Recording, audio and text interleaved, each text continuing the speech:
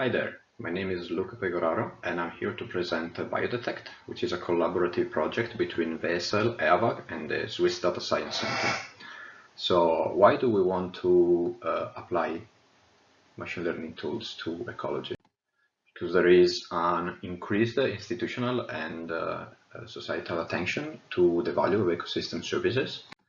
There is also an increase in technological solutions that can provide vast amount of data on ecological networks. But the processing of this data into data that we can actually analyze and make predictions on is still one of the most important bottlenecks in ecological data processing. Machine learning promises to revolutionize this and can potentially automate a variety of tasks, some of which are motion detection, species recognition, measuring traits, counting individuals, and so on.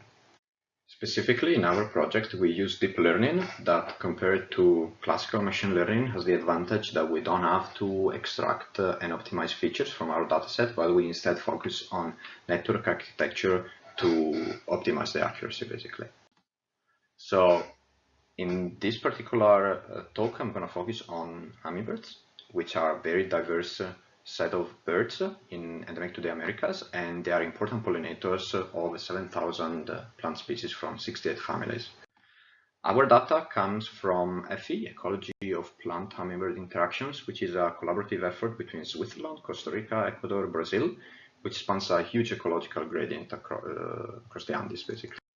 The images are captured by field cameras deployed looking at flowers, and these cameras are moved regularly to follow the flowering season on different plants.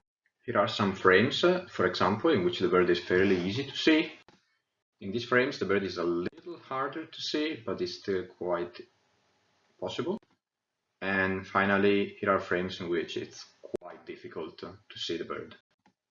So our hummingbird detector is basically a binary classifier that tells us whether there is a bird or not in the frame we're analyzing, and it has the purpose of partially automating the processing of data from the field crews. This will hopefully be the basis for a general model that detects whether there are visitors to a focal object.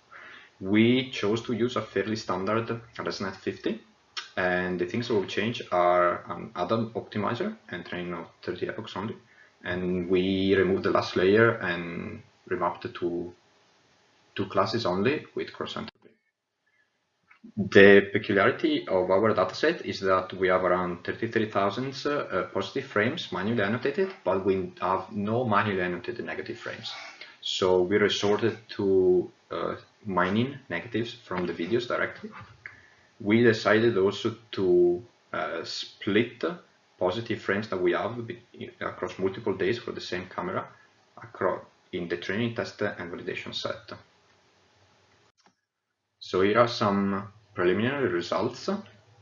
You can look at them in the PDF, and learning curves as well.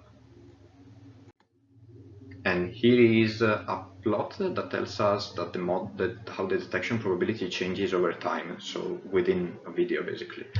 We can see that the probability spikes are associated with a verified, a true positive, in where there is a bird listing these flowers. But we can also see that at the beginning and at the end of the video, the detection probability becomes inconsistent, and this is probably due to the fact that the light conditions are not optimal for the model to be able to distinguish visitors to the flowers. Here are some examples with the associated predictions.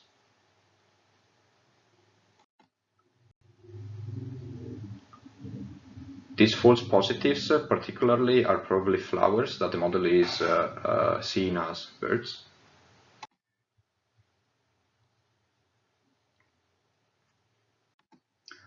So finally, our overarching goal is to provide free open source software tools for ecologists to use in their own projects.